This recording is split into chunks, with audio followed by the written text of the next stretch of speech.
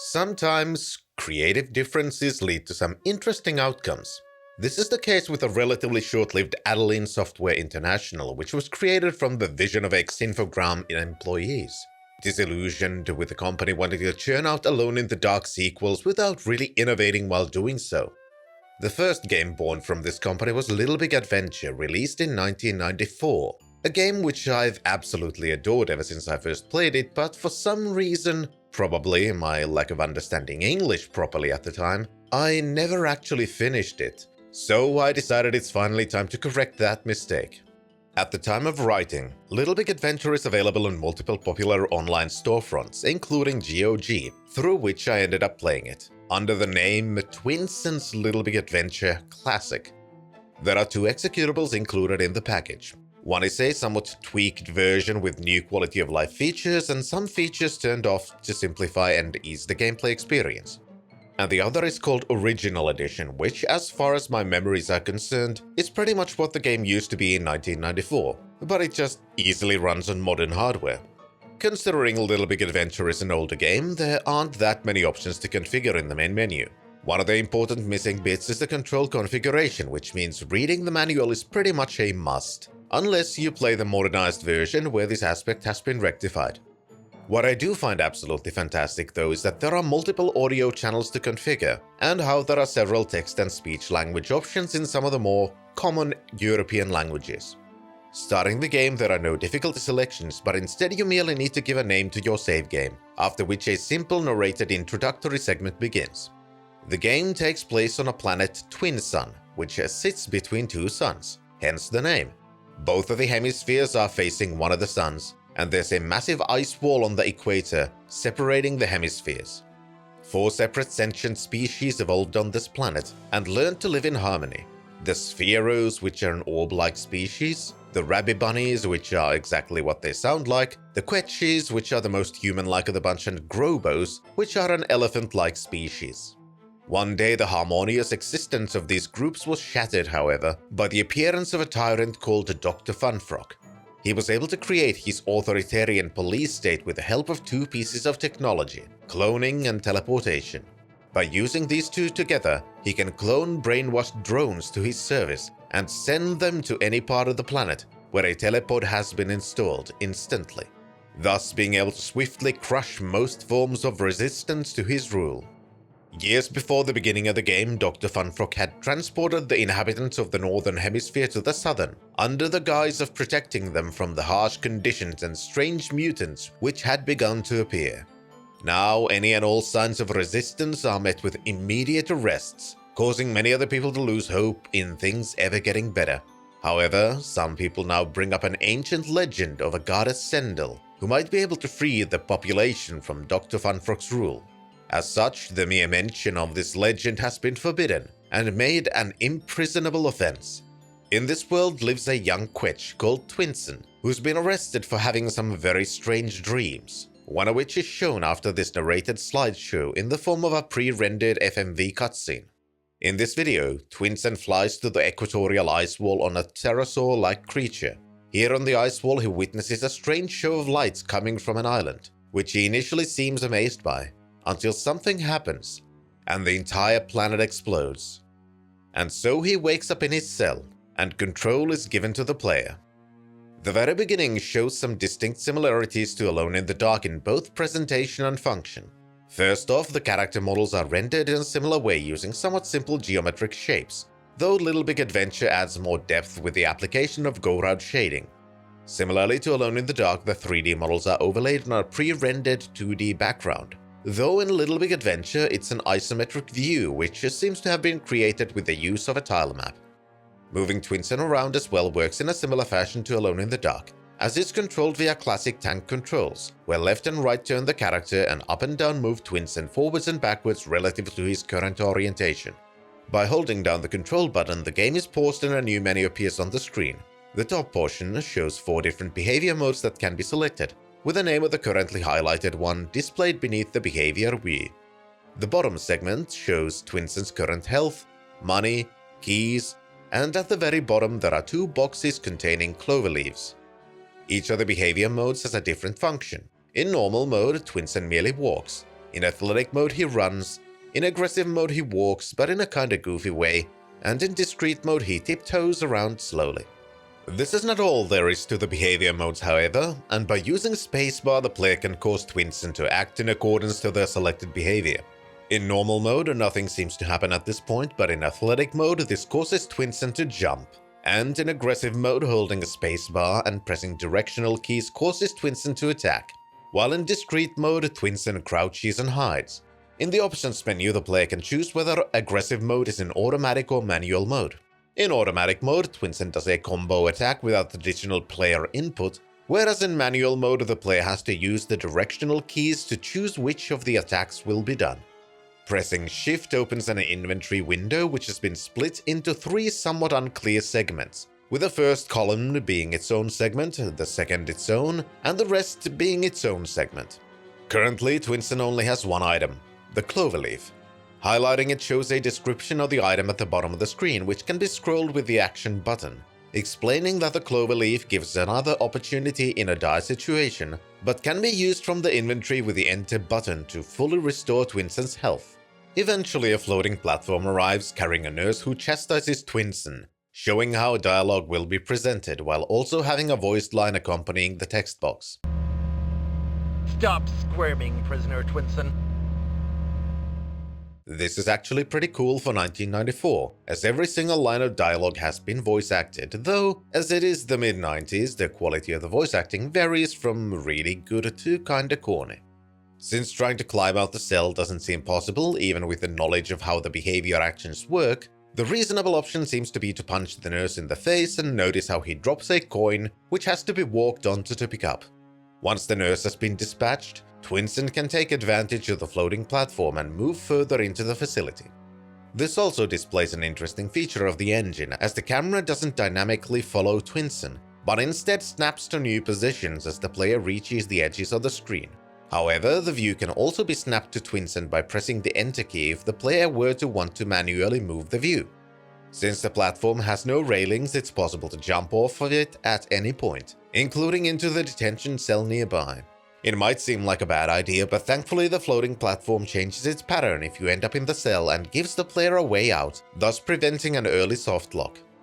And jumping off to the floor below lets the player try and escape through the gate, but it doesn't open, forcing them to explore more. Following the platform to its destination leads to a room with 2 nurses, one of which calls out your escape, causing the other armed nurse to start running towards you. He strikes Twinsen once and begins to run towards a control panel of sorts. If he reaches the panel, he presses a button which teleports in a Grobo clone dressed in a nurse outfit, who begins to shoot Twinsen with homing pellets. Getting hit by one of them immediately knocks Twinsen out and shows another FMV where he has been recaptured, after which the game jumps back to the beginning of this tutorial sequence. If the player defeats both of the nurses, however, one of them drops a key, signifying that a new pathway can now be opened. As there's only one doorway in the area, what the game expects the player to do is exceedingly clear, and walking to the gate with a key in inventory automatically consumes the key and opens the gate to the next area. In the next area, you find another nurse who immediately begins to run towards one of the alarm panels, forcing the player to swap between behavior modes to be able to first reach him and then beat him to pulp, before they have the opportunity to summon another of the Grobo clones. In this new area, there are 2 open passages, one of which leads to a seemingly empty room with a nurse, and the other to a kinda locker room. Moving behind a folding screen with clothing hung over it causes Twinsen to automatically change to them, and you're now disguised as one of the nurses. While this isn't a foolproof disguise and the Grobo guards immediately recognize Twinsen, this does allow entry to the lobby, where one of the nurses stands right next to an alarm button, allowing the player to move nearby and punch them to submission before they have an opportunity to call another of the nurse Grobos to stun Twinsen. Similarly to the first room, in this one the passive nurse holds a key, which can be used to exit the initial area. This is also a segment of the tutorial where it slightly falters in my opinion, as it's possible to exit the facility and enter the next sequence without having properly learned all of the necessary functions. The very first room is actually pretty well crafted. Initially you're stuck in a cell, unable to leave unless you learn how to use the behavior mode selection and combine that with the action button to fight the nurse, thus giving a pathway forwards with a floating platform.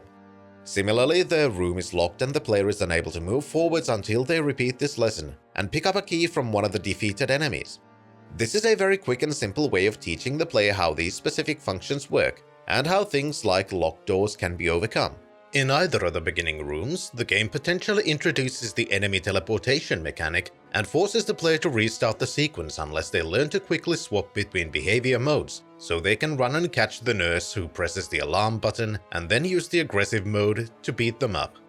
These are well-crafted lessons which teach important features of the game. However, one lesson is left untaught, and there's a simple change that could have been done to fix this issue. Trying to leave the area without changing clothing is practically impossible, as one of the doors is blocked by a Grobo guard, and in the other direction a nurse immediately presses the alarm button if they see Twinsen in his prison outfit. This is a good way to block progress, and seeing a nurse's outfit just hanging in the dressing room can make the player consider that changing into that outfit will give them passage further. I do like this part of the tutorial, but what I think should have been changed is how Twinsen changes the outfit. Instead of it being automatic, the player should have been forced to try one thing that didn't seem to do anything while experimenting with the behavior modes inside the cell. That is, using the action button while in the normal behavior mode, as this is how the player is meant to interact with objects and search through other objects. Had the clothes changing been locked behind this function, it would have forced the player to learn that the normal mode action actually does something, which would then lead the player to likely examine other environmental features with the action, such as examining the lockers, one of which contains inventory items like Twinsen's ID card and a holographic map.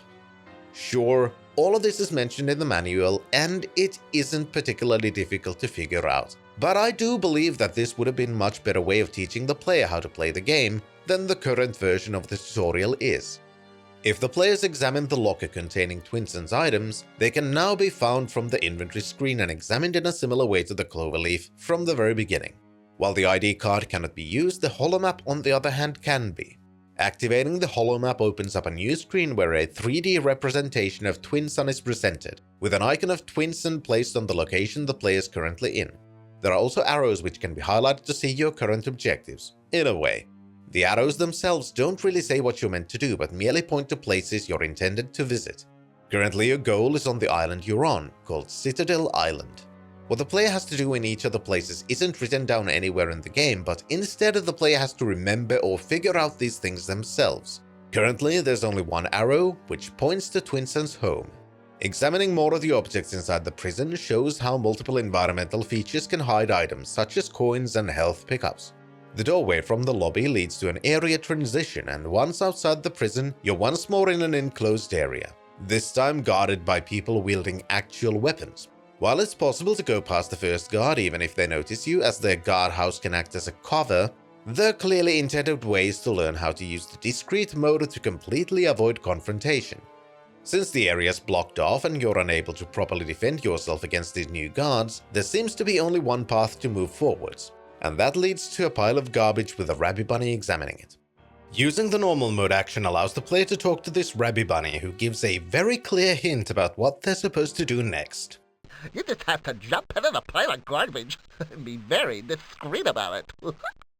Having escaped the compound, you find yourself on an alley railroading you towards one direction. At the end of the alley is a doorway, which opens when moving close to it, and moving into the doorway once more causes an area transition as you enter the building. Here a Rabby Bunny automatically talks to you and finally gives a tutorial on how using the action button in normal mode functions, as it directs you to examine a chest in his house, the contents of which you can keep. This kind of a tutorial is what would have been very useful still inside the prison. Using the action button can also be used to talk to the Grobo outside the house, who explains that the posters on the walls can be read. The posters themselves give some world building about the kind of fascistic regime Dr. Funfrock rules over, and also gives some subtle clues on some gameplay features. Leaving the map towards the only direction you can, the game somewhat subtly gives a clue on what could be done next in the form of a grating clearly visible from the entry point to the new area.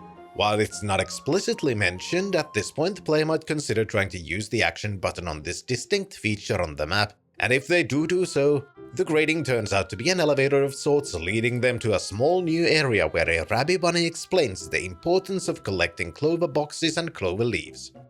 This room as well is a very good example of how intuitive and non-intrusive tutorials can work. In the initial view, the player can see a chasm of sorts and the Rabby Bunny who automatically engages in dialogue.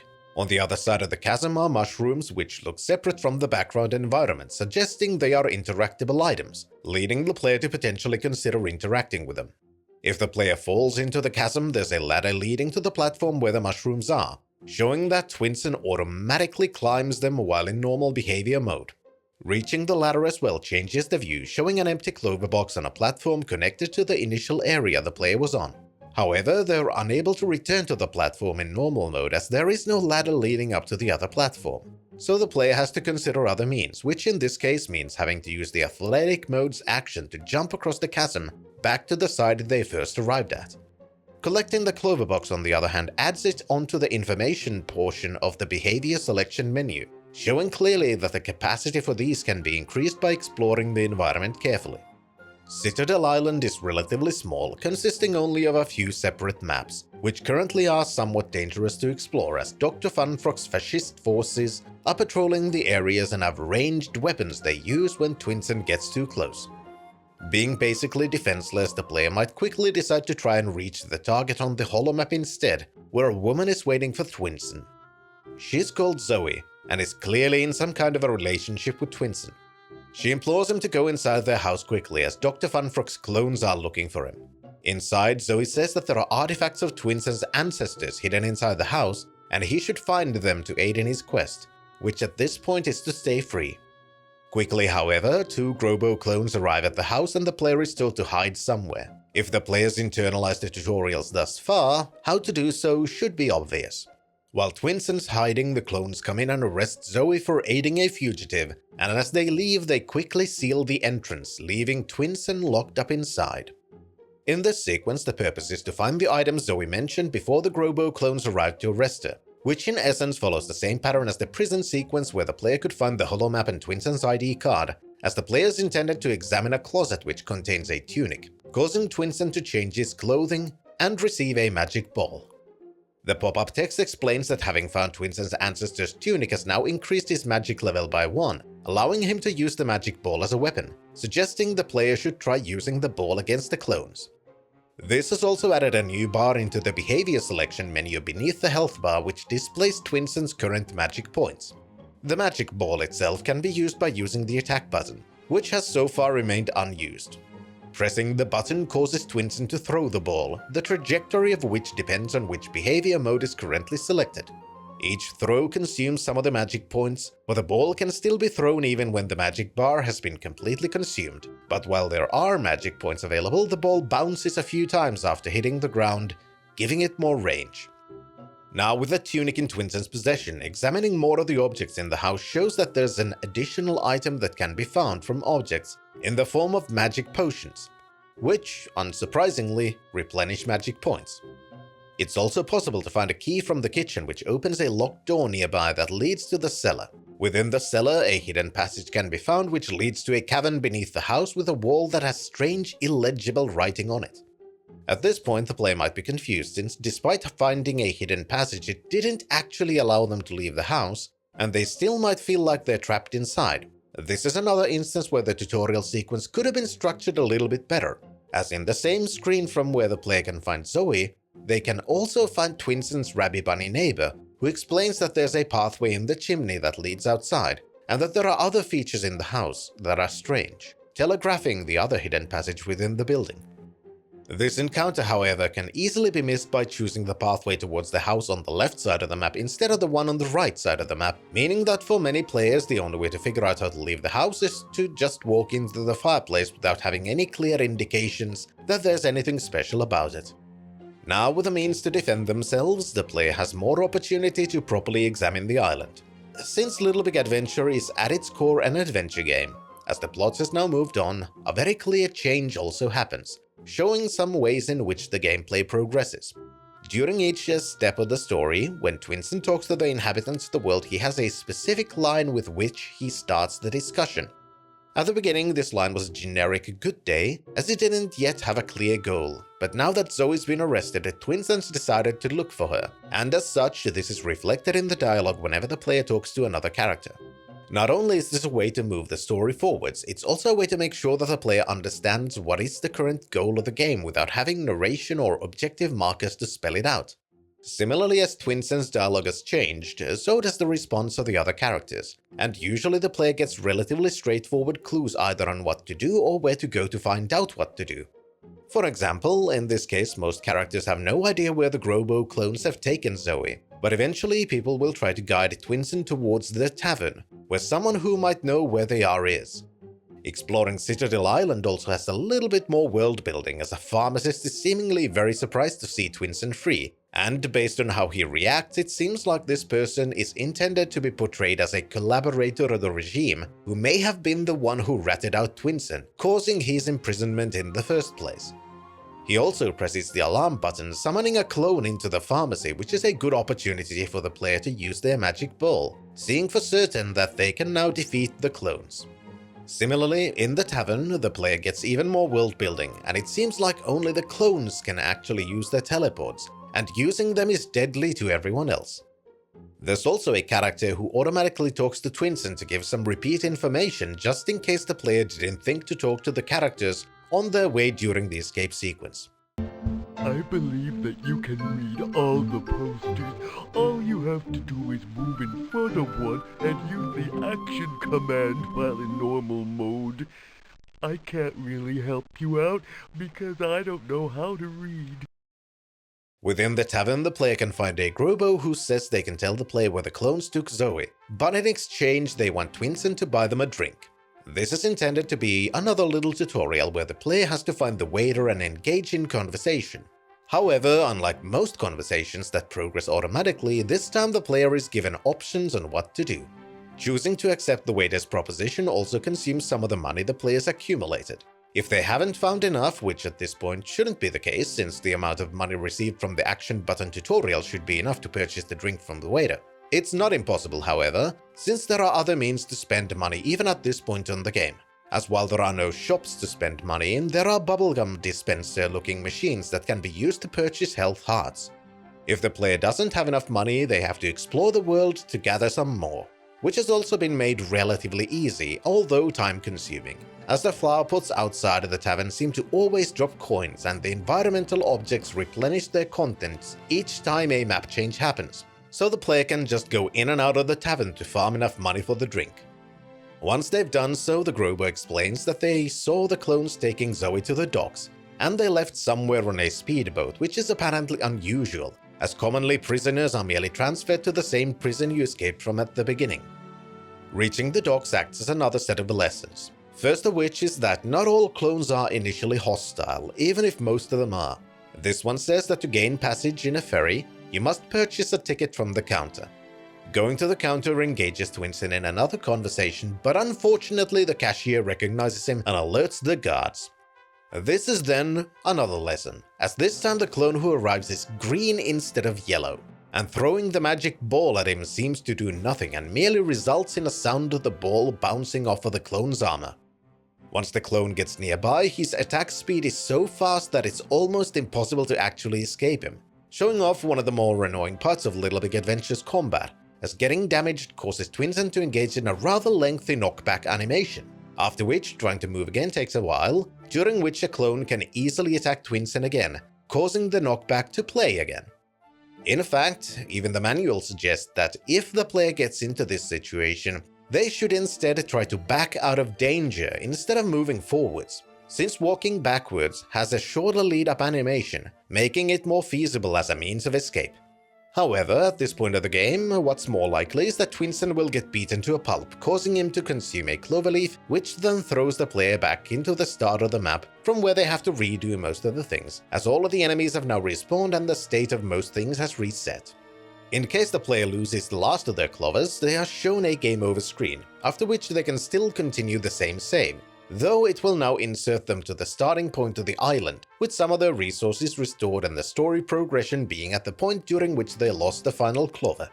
This is also a good point to explain how the save system works. Unlike most games, technically there's no manual saving system, and instead, Little Big Adventure autosaves at various points, such as during map transitions. Loading a game puts the player at the start of the map that was loaded with the resources at the level of the latest autosave, There is a means to make manual saves, however, in a way, as the menu does have a system to copy and delete saves. This means that to make a manual save from where a player can continue, they have to copy their save, which allows them to have a save they can then copy again to continue from that point whenever they wish without losing that save game. Technically, there's no need for this, however, as the autosave system, while it can feel odd, does still leave the player in a position where most of the time they will always be making progress and are never left in a no-win situation. Since purchasing a ferry ticket seems to be an impossible task, the player is left with one viable option: violence.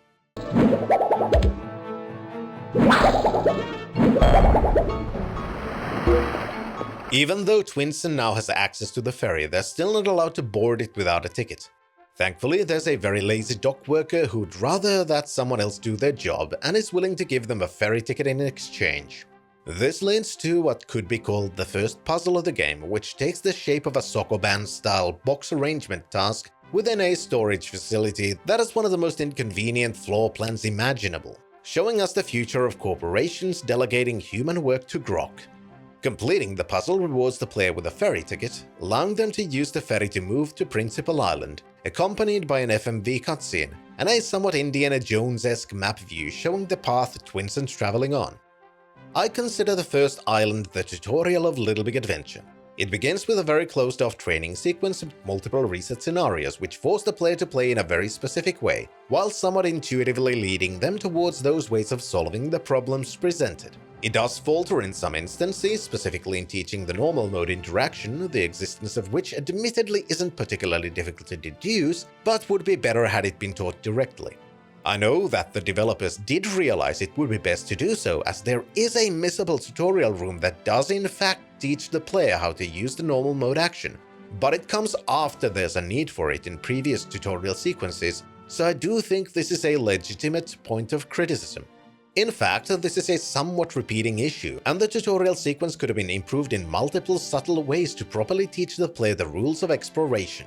As mentioned before, there could have been an interaction tutorial in the prison, which could have taken the form of, say, a non-hostile nurse who tells Twinsen to interact with the locker to gain a key to open the path forwards. Similarly, there's an optional tutorial room that provides the player with a cloverleaf box, but the fact that the grating that acts as an elevator is actually interactable isn't made exceedingly clear. This too could have been averted by a somewhat simple change. For example, after being dumped into the garbage pile, the area could have been isolated from the rest of the map, having only a grating that needs to be used to leave the area through a short sewer sequence. Having the player locked inside a fence with the only new feature being the grating would then lead the player to more intuitively figure out that it might actually be interactable, and thus showing that those kinds of objects can be used to move to new areas. For the most part, though, the island does teach the player pretty well, though in some instances in a somewhat brutal way which can so early on in the game cause a negative feedback, such as showing how the yellow magic ball only works on yellow clones and the green clones are immune to it, in a tutorial sequence which is extremely likely to lead to death. There's also some nice world building both in the shape of environmental storytelling and exposition from characters and readable posters. Principal Island is where the game truly begins, once more with a somewhat brutal beginning, as once the player reaches the island it feels quite natural to just follow the other passengers and the non-hostile clones' directions towards the exit. However, once you move far enough, the clones recognize Twinsen and riddle him with so many bullets it's practically impossible to escape. Once the player is able to force their way out of the docks, the island's revealed to be larger and more open than Citadel Island.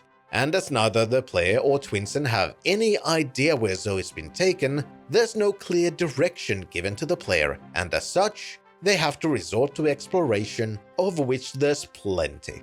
The island also adds even more to the world building, once more both environmentally and through dialogue. Principal Island's littered with military patrols, many of whom are defending a very imposing fortress where prisoners can also be seen peeking through barred windows. There's a site with old ruins with a strange symbol defended by a group of Sphero clones who shoot anyone approaching on sight, showing that for some reason Dr. Funfrock wants people to stay away from the place. There are citizens who seem wary of you, demanding to see proof that you're actually against Dr. Funfrock before they begin to trust you. But there are also people who might not exactly be full-on collaborators, but have completely bought into the propaganda of the regime, believing that anyone who's against Dr. Funfrock must be crazy. After all, he saved the people from the uninhabitable environment of the northern hemisphere and the dangerous mutants that live there.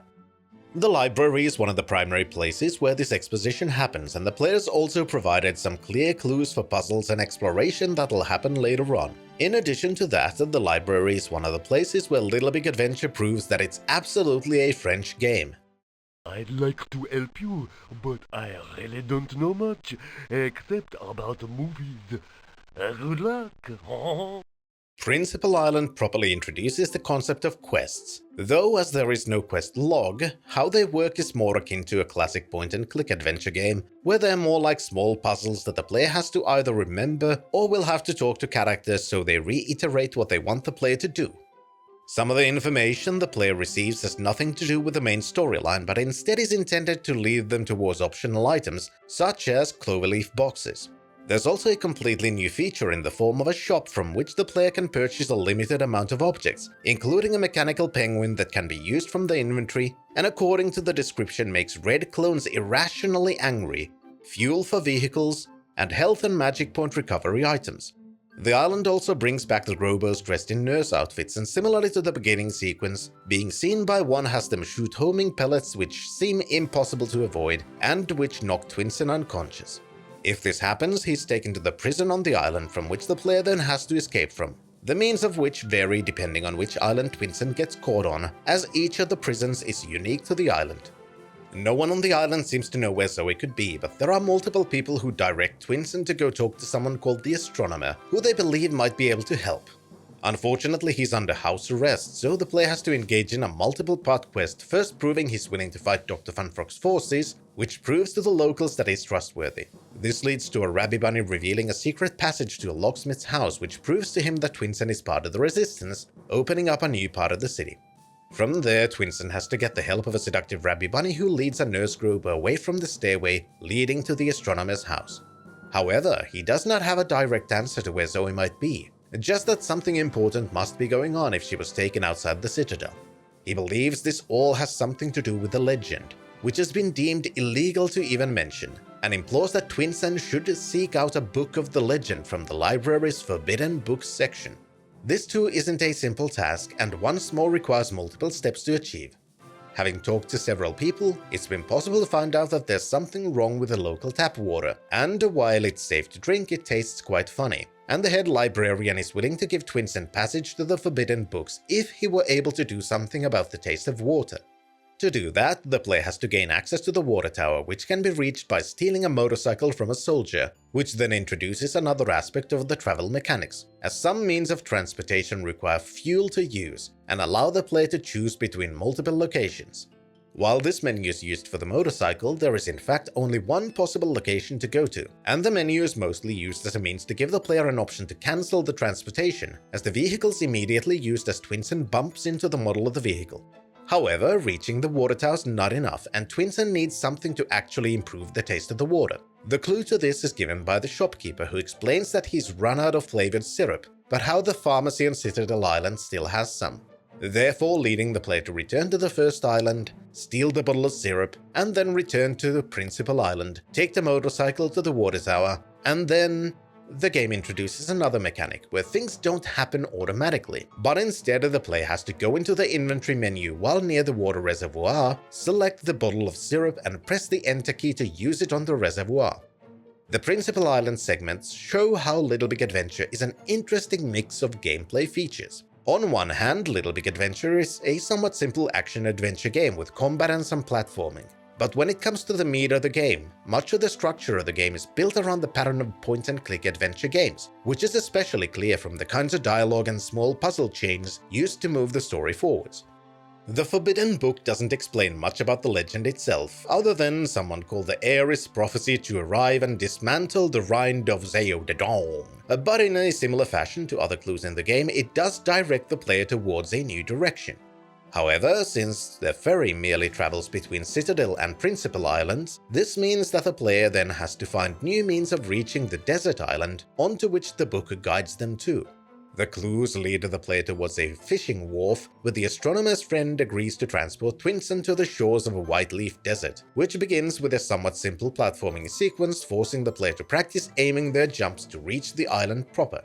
a lesson which will become very useful later on. On the island, a now familiar style of world building occurs as the shores are occupied by Dr. Funfrock's military force and an area deeper in the island has been fenced off completely. Reaching the isolated area with another of the mysterious symbols doesn't even attempt to hide the massive shift in tone in between the areas.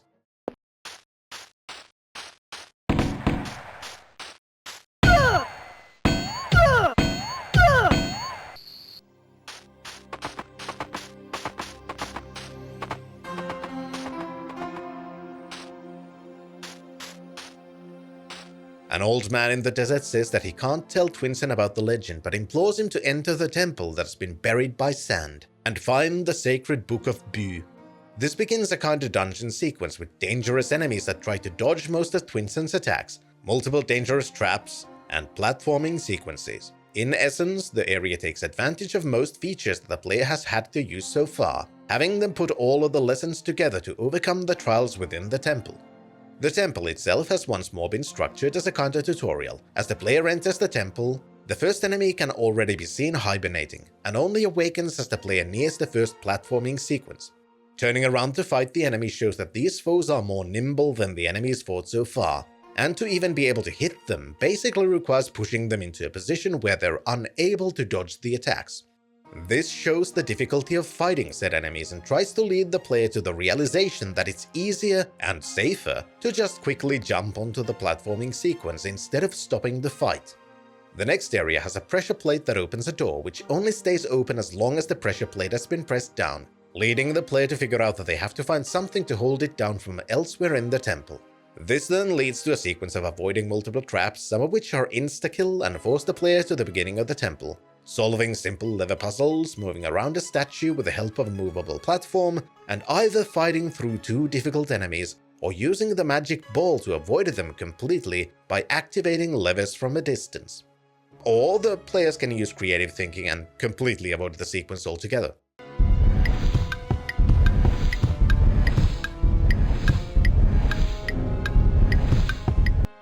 The second part of the temple, on the other hand, shows some of the less nice design that's sometimes apparent in Little Big Adventure. In essence, the entire purpose of the area is to avoid a rolling log while jumping over pitfalls, and using a switch to drop the log onto the lower area so the player can safely continue to the next zone. However, if the player is to fail at any point during this process, they are thrown into the lower area where they have to then go through multiple rooms with different challenges to overcome, so they can return back to the beginning of the area and try again. Or they can just reload the game and completely avoid the additional rooms.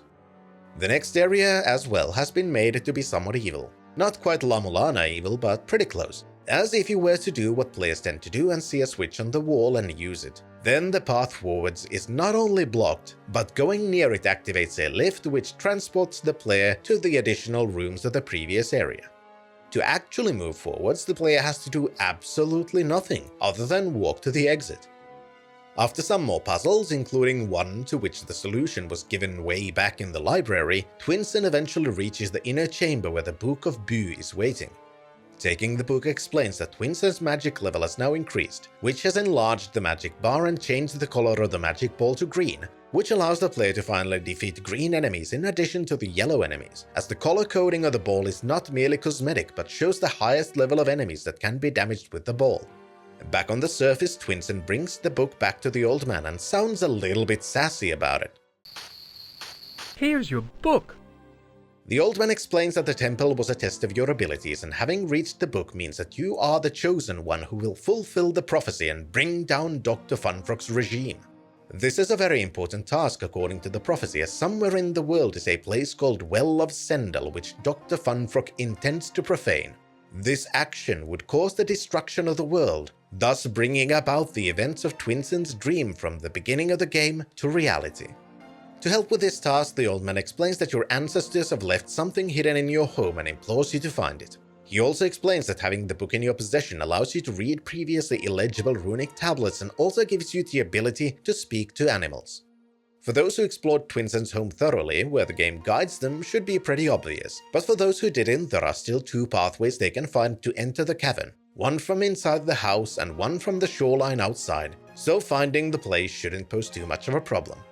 Inside, the runic tablet is now legible and explains that weapons and information the heir needs are hidden inside the chamber, but the key to it has been lost, as it was stolen by a pirate Leborn.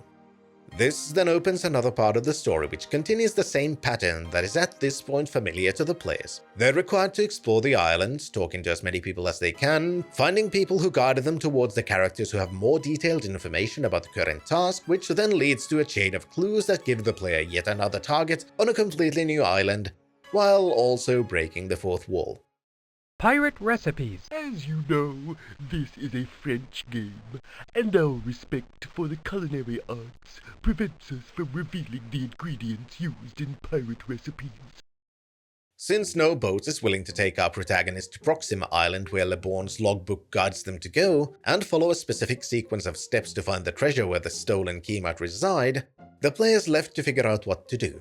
Thankfully, the game has thrown around clues about it previously, if the player was thoroughly talking to most characters. And the solution is in fact found in the area where the player might initially believe they could get a ride from, as now near the fisherman who took them to the desert is a new character who's just finished their own voyage and is looking to sell their catamaran. This unlocks an even more free segment of gameplay, as now with their own vessel, the player can go to basically any island on the southern hemisphere at will. Once more, the gameplay resembles a traditional point-and-click adventure in its structure, as once the player follows the steps laid out in Leborn's logbook, they find themselves at a museum, and while they can purchase a ticket, the game does another bait-and-switch of sorts, as entering the museum has the curator call the guards, forcing the player to find another way inside. This then leads to a longer sequence of small steps where Twinsen needs a keycard to enter the employee entrance of the museum. To gain one, they first need to break into a barricaded apartment, gain the trust of the person inside by visiting their imprisoned brother on Principal Island who was apprehended for being a forger, then return to receive the keycard. While this allows the player to examine the museum, they're unable to actually examine the treasure chest with so many guards around, therefore their task is not complete. Though they can find the museum also houses the most vicious of sea creatures. Loan shark. This species of shark belongs to the movie producer family. Within the museum, there is a now familiar elevator grating leading into the sewers, which can be used to enter the prison of the island, where a friendly Grobo mechanic explains that the lever in the building can be used to cause an alarm in the museum, which leads to an evacuation. However, it also triggers the pressure-sensitive floor, meaning that even if the museum were emptied, the player still couldn't get to the treasure. Therefore, they have to find an inventor who's experimenting with a jetpack but is missing the propulsion system. So the player has to find one other traveling salesman around, buy a hairdryer, bring it to the inventor, and then they receive a proto-pack, letting them float just slightly above the ground. And so finally they have everything they need to enter the museum, avoid the pressure-sensitive floors, and try to avoid the robots patrolling inside by using information that was likely completely ignored by the players at the very beginning, explaining how these drones function and how they can be completely evaded. I really like these sequences, probably since I do enjoy point-and-click games as well, but I can also understand why some people might not enjoy them, especially if they've gone into Little Big Adventure thinking that it's more straightforward action game, which for the most part, I don't think it is. Sure, there are combat elements, and fighting is absolutely necessary at points, but for the most part, Twinsen is not the kind of protagonist who's particularly adept at fighting. This is clearly shown by how easy it is for Twinsen to lose, and how combat needs to be taken carefully and, more often than not, from a safe distance. Similarly, much of the gameplay isn't actually action-oriented, but instead focuses more on exploring the islands, often backtracking through them to find more information about what you're meant to do, while mostly running away from enemies, peppered with small amounts of required combat to reach some specific areas. With a key from the treasure chest, the player can finally enter the chamber beneath their house and find two magical items: Sendel's medallion, which once more increases Twinsen's magic level, turning the magic ball red in the process, and a horn which can be used to break the magical seals littered around the world. Within the locked chamber is also another runic tablet which explains that there are 3 stones around the world, one of which reveals the location of the Well of Sendel, and also explains that in addition to the information written on the stones, each of them also hides some kind of a secret. Going through the runic stones gives Twinsen a magical flute, the description of which makes it clear this might be an item the old man in the desert might want, and introduces one problem, as according to the holomap, the final stone is located on the northern hemisphere, which has been locked down by Dr. Funfrock. To reach it, Twinsen has to gain the trust of the resistance force fighting against Funfrock's forces and join their cause to take over a pass on the Himalaya Mountains, thus opening up a pathway to the northern hemisphere. Eventually, after much fighting and rescuing a key member of the resistance from Dr. Funfrock's equatorial facility, Twinsen finds his way to the northern side of the mountain range, seeing for himself that the hemisphere isn't at all uninhabitable, and in fact many natives still live there. However, some of them are under attack by large insectoid mutants. Rescuing the villagers, Twinsen gains knowledge that the player might have already assumed, as they confirm that the mutants are in fact creations of Dr. Funfrock, and the village's elder wants Twinsen to destroy the facility producing the monsters, in exchange for him opening up a doorway leading to the northern coast, which would let Twinsen explore the rest of the planet. The factory sequence itself follows a similar pattern to the ice wall attack, in the sense that there's basically no puzzle solving, and the whole area is more combat focused, which is a bit of a shame as it could have been made to be closer to the Temple of Bu, where puzzle solving could have been used to shut down and destroy the machinery, with combat being mostly an optional part of the sequence. This is especially a shame since combat isn't even close to being the best part of Little Big Adventure, so having two back-to-back combat sequences does begin to show the lack of variety and the jank in the combat. Once the facility has been disabled, the Rabbit Bunnies open the doorway forwards as promised, which leads the player to Dr. Funfrock's coastal outpost, and the position where I remember quitting the game back in the day as I felt like I was completely locked, with no ability to do anything. This is because to proceed, the player needs a blue keycard, which seems to be nowhere in the area. Exploring all of the places doesn't seem to help either, and there doesn't seem to be a clear way to return to the southern hemisphere either. However, this is not the case, and it's in fact possible to use narrow ice ledges to leave the area and return to the southern hemisphere, and then find your way back to the desert where using the horn to destroy a symbol of Sendel leads to a strange maze with an elf who gives Twinsen an elf club a membership card as a reward for freeing him. The membership card? Well, it's in fact the blue key card needed. Thankfully, after clearing the coastal outpost and reaching the Clearwater Lake that the game has alluded to several times so far, thus gaining the 4th level of magic and turning the magic bouncy ball into a flaming bouncy ball, Little Big Adventure once more transforms into what it's best at, an adventure game. In this sequence, Twinsen's tasked by the very musically inspired inhabitants of the Northern Hemisphere to find an instrument for a struggling band, which would convince the venue owner to open a pathway to means of reaching the final islands on the hemisphere. As has been the case, this requires some backtracking and putting clues together, which then culminates in the player being able to enjoy the fruits of their labors.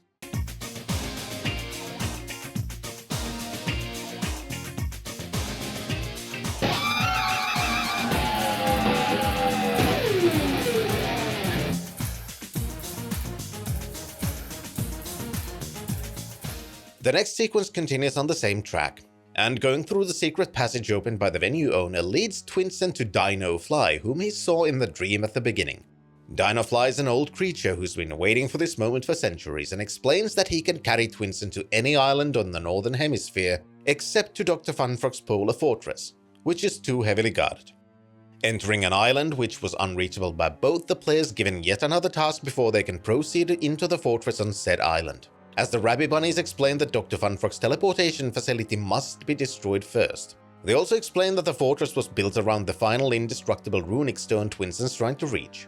This as well follows the point-and-click adventure route, and it's more than likely, if the players paid attention to clues given so far, that they have a pretty good idea from where they can find information about the center, and then find the plans and means to enter the facility. One of these steps requires infiltrating Dr. Funfrock's fortress on the southern hemisphere, so Twinsen can steal the plans of the teleportation facility from his safe, which takes the form of a once more very straightforward combat sequence. This also gives us the first glimpse of our oft-mentioned antagonist, as he for some reason just stabs one of his guards, probably because he's an evil person of evilness. However, as is the case with the adventure sequences, obviously things couldn't be this simple, so instead of the plans, Twinsen finds a note from the architect of the facility explaining that he's taken the plans to his home to work on them there. In addition to that, Twinsen also receives something that's been completely absent from the game up until this point: a second weapon. Up until this point, the only weapon in the player's arsenal has been the magic ball, but now they receive a magical sword that can be selected as the active weapon in the inventory screen. Similarly to the magic ball, the animation of the sword varied depending on which behavior mode is currently active. And honestly, considering the animations on the aggressive mode, that ended up being the only one I ever used. Following the clues, the player can eventually gain access to the teleportation center, the final portion of which is very much combat-oriented, with the final room being a potential source of much frustration, especially considering one little detail. In the final room, the player needs to destroy the control panels and the mainframe of the teleportation system to cripple the entire facility. This is made more difficult as a Red Rabbit Bunny clone keeps teleporting into the facility and chasing the player around, pelleting them with bullets if they get close. In this situation, actually aiming for and destroying all of the control panels can feel very difficult. However, there is an extremely easy way to turn this difficult situation on its head. As long as the player's purchased an item, read its description and actually remembers its existence at this point. Sure, there's a somewhat clear clue to it if the players followed some of the optional steps to receive an item that opens up a room within their teleportation facility, but that's not necessary though. The mecha penguin that could be bought early on in the game states in its description that the mere sight of it causes red clones to hyperfixate on the penguins for some reason, explaining why the stash of them has been locked up in a separate room within the facility. By using the penguin in the teleportation center's final room, the Red Rabbit Bunny clone completely disengages from Twinsen, giving the player free reign to go to the upper level and one by one destroy the teleport control panels. With the teleports inoperable across the planet, the Rabbit Bunnies now help Twinsen to infiltrate Dr. Funfrock's northern hemisphere fortress. Fighting through the tunnels and solving some minor puzzles on the way, Twinsen finally reaches its goal. No, not the runic stone hidden inside the fortress, but his imprisoned girlfriend Zoe, who's had absolutely no relevance to the plot since the very beginning of the game. Unfortunately, Twinsen's hormones lead him to a trap, as this Zoe is a clone created by Dr. Funfrock. Like any good bad guy, Dr. Funfrock has to give an exposition-laden monologue to the now imprisoned protagonist, where he explains that he's managed to decipher the final runic stone years ago and is in possession of the location of the Well of Sendel.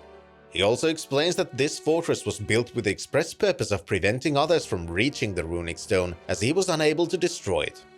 He's also somewhat salty at Twinsen for destroying his factories, but says that in the end it doesn't really matter that much, as once he reaches the Well of Sendel, he can harness its power to clone and transport minions at will, believing he will become akin to a god. And so Twinsen finds himself in prison once more, in a scene that plays out almost identically to the very beginning of the game. Stop fidgeting, Prisoner Twinsen. Very soon though, the sequence begins to differ from the tutorial, and you find yourself in the heart of the cloning facility, where the runic stone reveals that the Well of Sendel is located at the North Pole. This also introduces the least fair puzzle in the game, in my opinion, since as far as I can tell, there were no real clues to its solution, unless I somehow managed to miss them. I even went through the manual to see if there was something about it there, but didn't find anything either. At this point, the player is meant to pour the clear water from their magic bottle onto the runic stone, which causes some kind of a magical force to destroy the cloning facility. How was the player meant to figure this one out? Aside from the greatest sin of adventure gaming called try everything on everything, I honestly don't know. The path to the North Pole leads Twinsen through a massive construction site where Dr. Funfrock's goons are preparing something. For the most part, this is merely another combat and platforming-oriented sequence which lacks puzzles to solve. At the pole, Twinsen finds a curious rock formation, on top of which Dr. Funfrock and Zoe are waiting. Funfrock explains that none of his tools have been able to break through this rock, so instead he's digging around it, trying to find a way inside. He threatens Twinsen and Zoe, saying that if Twinsen opens the path inside, he will spare the two. This doesn't work, however, and instead we find out that Dr. Funfrock also has other stereotypical Bond villain traits, as the battle against him is a little bit underwhelming.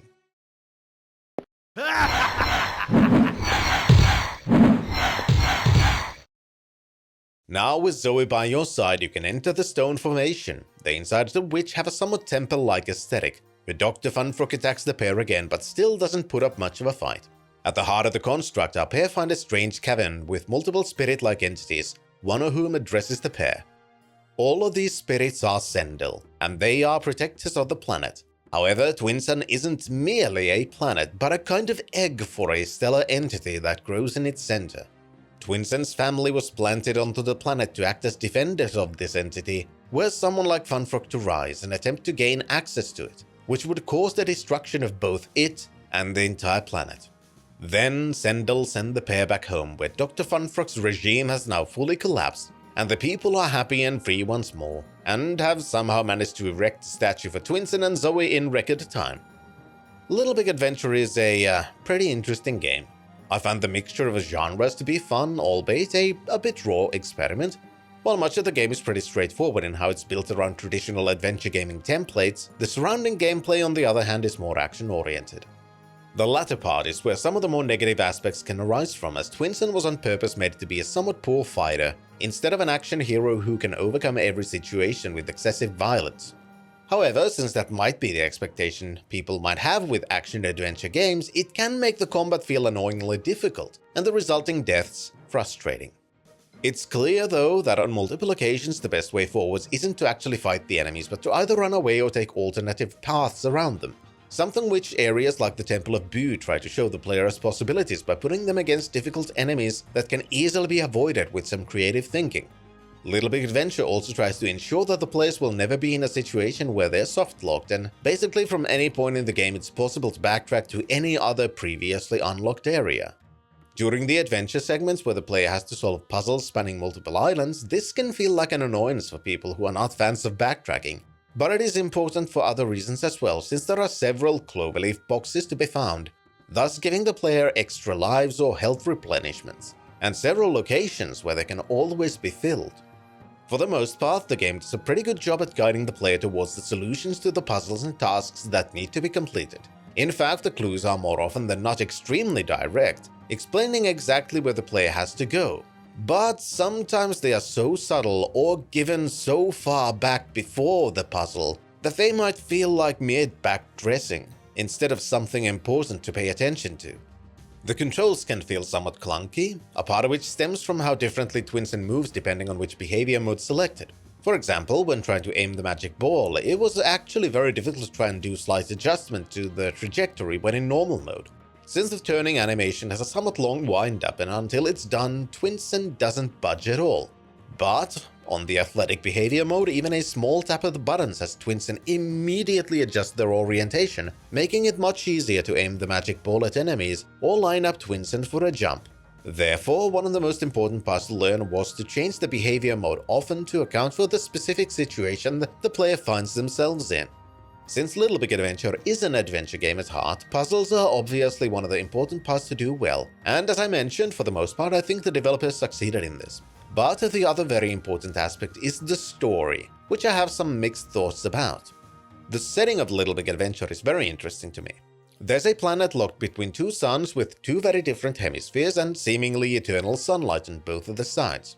There are multiple pretty cartoony sentient species that live on the planet, and they have lived mostly in harmony for centuries. Then comes the tyrant Dr. Funfrock, who makes the entire planet a kind of police state. This creates a fascinating contrast within the world, as much of it is built around a cartoony and cheerful aesthetic with sentient bipedal animals, which then juxtaposed with a fascist regime using the military to occupy cities and ensure compliance. I think this contrast might have been even more powerful had we been given more of a glimpse to the life before Funfrock, but it's still pretty well done overall. Much of the fascism analogues can be tied to the Frenchness of the game. There's a regime led by a crazed dictator who wants ultimate power, puts dissenters into camps where people never return from, whose forces are almost mindless drones who follow orders without question while looking identical to each other.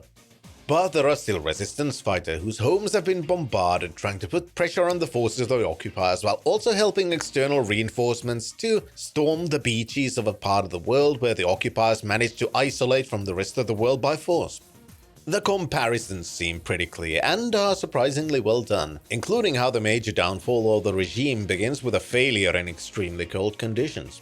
However, even with the clearly serious storytelling about a fascistic regime and the resistance fighting against them, Little Big Adventure is far from being extremely serious. In fact, the more cartoony and humoristic parts also come to play pretty often, and there are even multiple accounts of fourth wall breaking. There are plenty of occasions for levity and seeing the world for what it could be if the regime would be toppled, which just gave us more of a reason for Twinsen to join the resistance and fight. The largest problem with the story lies in the one thing I haven't mentioned yet and wonder how many people have already forgotten exists, since the writer sure did. I'll give you a moment. Think about what I'll mention next. Okay. If you thought Zoe, then you were correct. The initial motivation for Twins' quest was the arrest of his girlfriend. This entire storyline was forgotten for the vast majority of the game. And even when you believe you're rescuing her from captivity, it's not because Twinsen went to the cloning facility trying to find her. He went there to find the final runic stone to fulfill the prophecy. The entire game could have been almost exactly the same without Zoe, who's now just a damsel in distress with basically zero impact on the storyline, which just makes me wonder why she was included in the first place. I'm gonna assume that the intention was to have Dr. Funfrock know about Twinsen's ancestry and kidnap her for the express purpose of using her as a bargaining chip to force Twinsen to open the Well of Sendel, which kinda sorta happens towards the end. But even that causes some issues with the plot, such as not capturing her before the game even began, as Twinsen was at that point in prison, or how absolutely nothing during gameplay made it seem like Dr. Funfrock wanted to get Twinsen alive. In the end, it's not particularly important. The key story revolves around the prophecy that calls for the heir to return and topple the dictatorial regime that'll result in the literal destruction of Twinsen, and that part's pretty well written and mostly interesting. Overall, though, Little Big Adventure is pretty fun, even if it has some minor flaws when it comes to things like clunky controls and some aspects of the storyline, but in the end it was an enjoyable experience. I've not played the remake yet, so I can't say whether that's good or bad, but I might try to at some point in the future. In the meantime, though, I'd like to thank my Patreon, Ko-fi, Steady and YouTube supporters: Daniel Heinevetter, High Food Court, Daniel Zupke, Kyriakos, Lemidgeton, Nazgul Senpai, Artheron, The Chronozoan, Vileoyala, Zai, Andrew Yanke, Mazaz, The Rain Dog, Banin, and Professor Fessa. Hopefully everyone's had a nice start to the year. I know this one took a while to make, and it's partially because I juggled between several options before actually starting to make this one. In fact, I began making a completely different video first, which I'll get to later this year, but then I decided I wanted something different instead. I also began to prepare for my first VR game video, which I also considered making for January, but because of several issues such as trying to actually figure out how to properly record it, and also not being particularly practiced with VR, so I still get quite motion sick when trying to do extended play sessions, so I decided to do that one in smaller instances. In short, I've got multiple videos planned for this year, and I've laid the groundwork for some of them. I'm also considering some pretty large projects, which could be interesting. While as videos they likely wouldn't be much longer than the videos I usually make, actually working on them could take quite a lot of time. And for those who've been joining the streams on Twitch, yes, La Mulana is one of the potential projects. Next time, though, we'll continue the adventures of Twinsen in Little Big Adventure 2, after which, well, now there are multiple options. So it depends on how sick I get while wearing a VR headset. Until next time, Fintrovert, signing out. Good luck.